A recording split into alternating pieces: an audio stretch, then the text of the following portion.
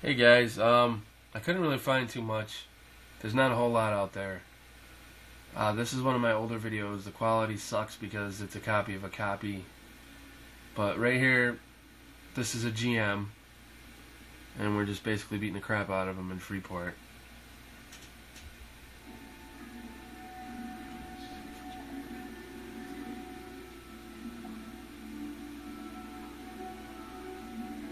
The swords he's holding are the warrior epic swords.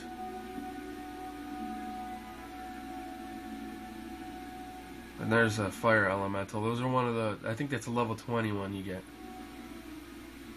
I like the mage pets better in this than I do in EverQuest 1. I gotta be honest. Obviously I'm pretty biased because this is my first MMO and it's just, you guys know how it is. But for me, this is the most fun I ever had. I'm having a blast. Don't get me wrong. I'm having a blast with EverQuest 1, and I'm really looking forward to some good times with it.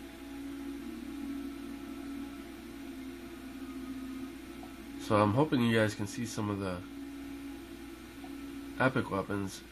I know it's hard to see. You see the shield there was definitely stolen from EverQuest 1. The original one that started dropping was the crystalline orb. I've spoke about that in a few other videos, I think, because it was a pain in the ass trying to camp that mob and get that to drop.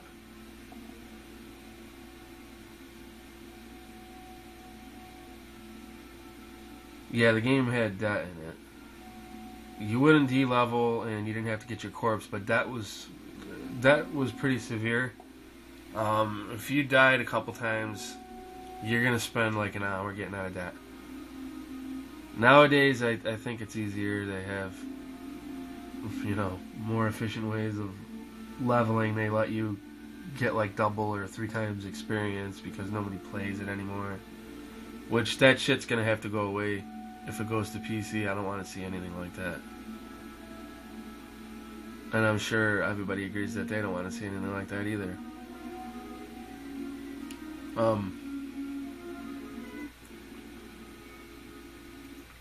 You can use the controller, obviously. You'll see me, what I was doing, I was typing with the controller. Yeah, somewhere on there. But I mostly use my keyboard. You can play the game with the keyboard, like entirely with the keyboard. You just didn't have a mouse. Which they could have added something for it, but they never did. They could have put the USB mouse option. I don't know if PS2 would have supported it though, so that's where the problem came in.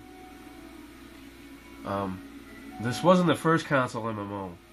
Phantasy Star Online was for Dreamcast, but this was the first wide open one. And to this day, it's still, I can't believe it. I haven't seen anything else. Maybe you guys can tell me if there's another game that's wide open, no loading. This is the only one I've seen. And back then, when I started getting sick of the game, I didn't know how good we had it. We did not know how good we had it because you figure, well, it's only going to get better from here. They're just going to build on this shit, and it's going to be great. EverQuest 3 is going to be freaking crazy, and EverQuest 2 is, oh man, it's going to be great. And then you get in, and you're like, what the hell? It's nothing like it. They just completely spun it in a different direction. It's like a totally different genre. And they just dropped this shit like it was hot. And I could bitch about that all day because it pisses me off, man. Because this is how you play MMOs. This is the way you play an MMO. This is how you make an MMO. And that's the agent being a dumbass. It was cool that they made it so that you could kill them. They would come in as dragons and stuff like that. They would have instanced events. Well, not instanced, but, timed events where orcs would invade the city of Freeport and stuff like that. So they did have a lot of stuff going on. And we only got 1 expansion. If we had 18 expansions, yeah. Can't help but feel like we got robbed. The second I opened up the map in EverQuest 1, I just was like, wow. All the shit we did not get.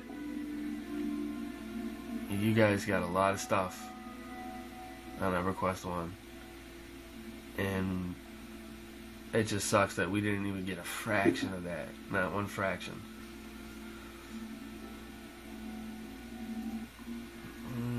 That's about it for this one. Oh, that's one of the wolf forums. You guys probably saw already a couple forums. There's a quest where you can become a were-lion or a were-rat. What else? There was obviously werewolf, were-gator. It was just a lichen quest where you could become all these things. They gave you different things, different stats and abilities. And one of the perks was getting a form. And then they came out with the were-hunters that would beat the shit out of you for being a were. But yeah, I'm going to go ahead and kick it over to another video. More nostalgia for you here. So this is, that was me talking on my video. This is kind of recycled. I already have this video up, but I wanted to make it easy for everybody to see this in one spot. You know, they just click on the link wherever I happen to post it, like on the forums, and it's right there for them. This is my druid outside of Surefall Glade, and the quality is terrible. Wow. I wish I had better stuff for recording.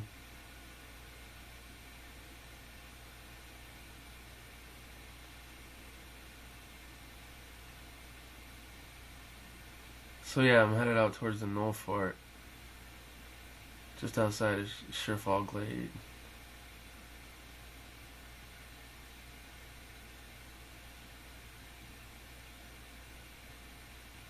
Obviously we had no mounts, so being a druid and a shaman was pretty epic. I think bards got Spirit of the Wolf too, maybe rangers. I can't remember, but I know that if you were a druid and a shaman, you were buffing people all the time.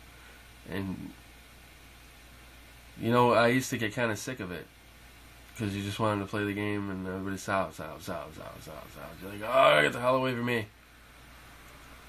I miss it now.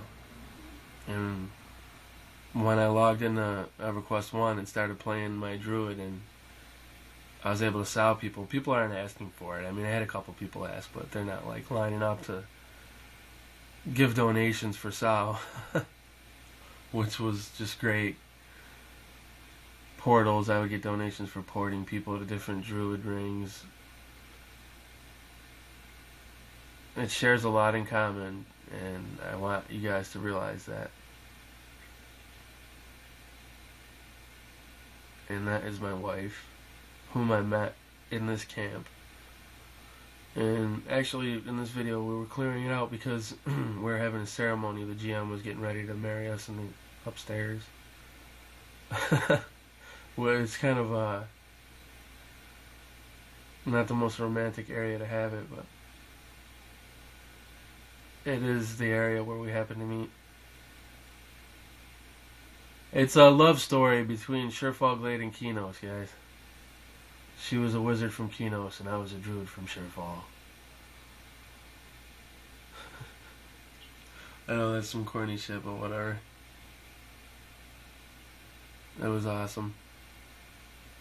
And I'm going to be losing a big part of my life when they take this down. And there are letters that we sent to each other when we had first met, okay? And we went through a rocky period in the game where she was fighting cancer, and thank God she won, you know. She's in remission. But it's just really hard when someone you care about has something like that, because there's always a chance that it can come back. And I'm not trying to be sappy, I'm not trying to be emo or any shit like that. I'm just trying to explain why I'm so connected to this game. And if they take that away, God forbid anything should happen to my wife and I can't reflect on this, I can't go into this and experience that again. It's taken a big part away from my heart. And You know, I didn't want to tell anybody that because it's kind of personal, but it's down to the wire now. It's like, what, the 20th? Yeah, I think it's the 20th. And we haven't heard a word from Smedley or anybody else about saving the game. So at this point, I'm like, just putting it all on my sleeve, I guess, telling people how I feel and trying to spread the game to everybody else. But yeah, that's basically all I got. I don't really have any other videos, and I just wanted to share this with everybody and like let them know that you're not the only ones who have had your lives touched by this game. You know, EverQuest 1 players aren't the only ones who have been touched by EverQuest. It extends really far and wide, and I really hope Sony makes the decision to save this game. Thanks for watching, guys, and game on.